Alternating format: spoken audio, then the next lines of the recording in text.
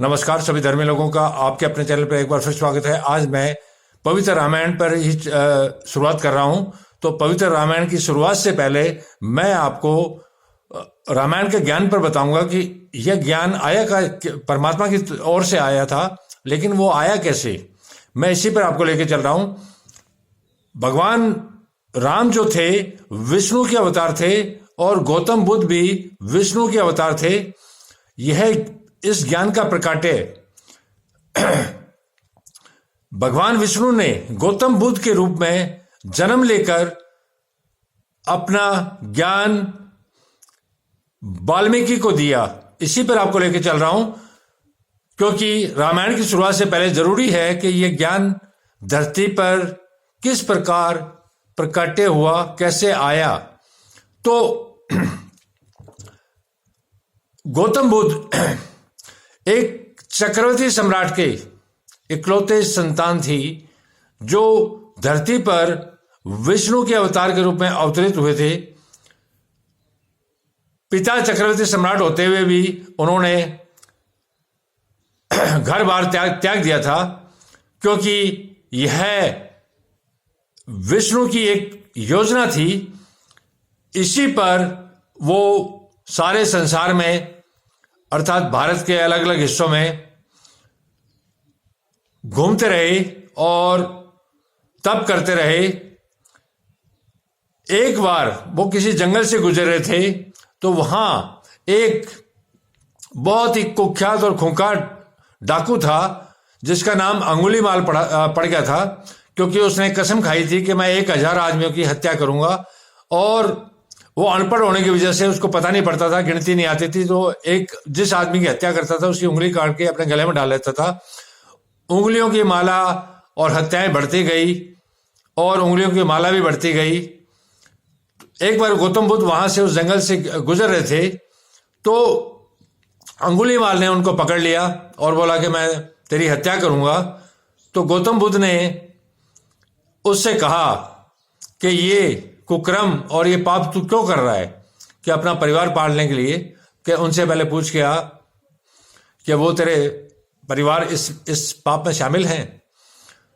तो उस डाकू ने कहा गौतम बुद्ध को कि मैं इतना भोला नहीं हूं कि मैं वहां पूछने जाऊं और तू भाग जाए।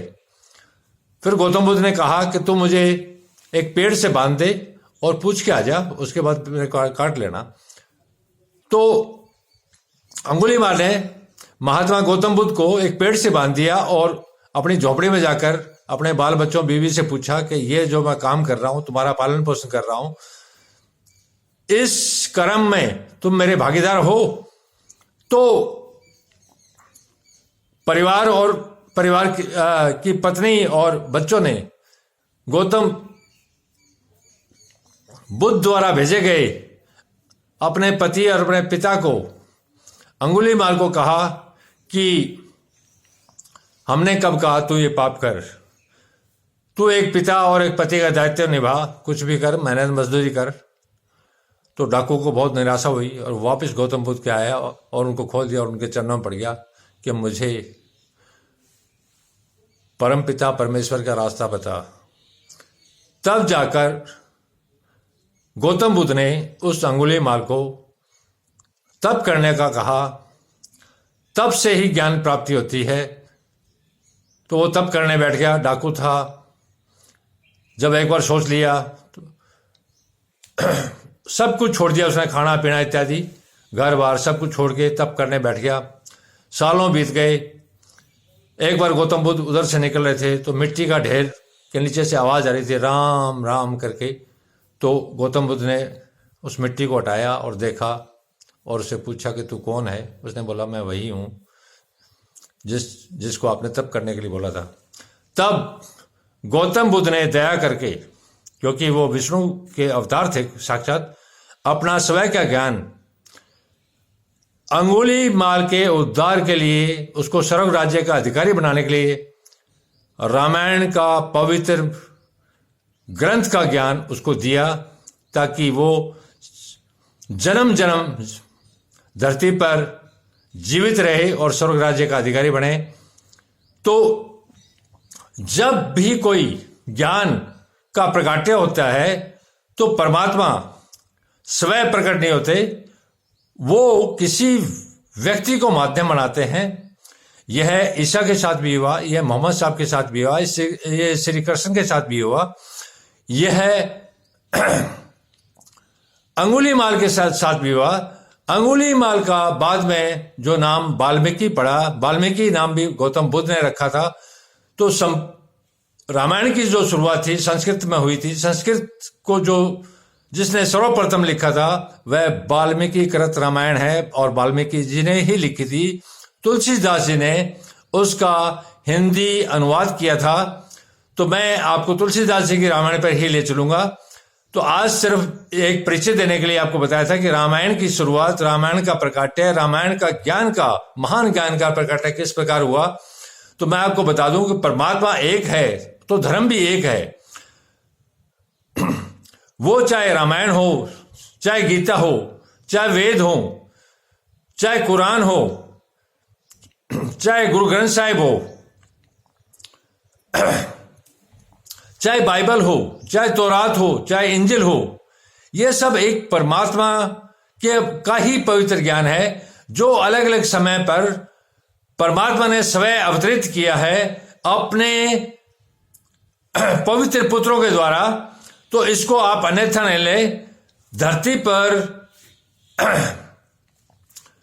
बुद्धि भेद करने वाले बहुत हैं कि ये धर्म इसका, ये धर्म इसका, ये किताब इसकी, पवित्र किताब, ये किताब उसकी। ऐसा नहीं है।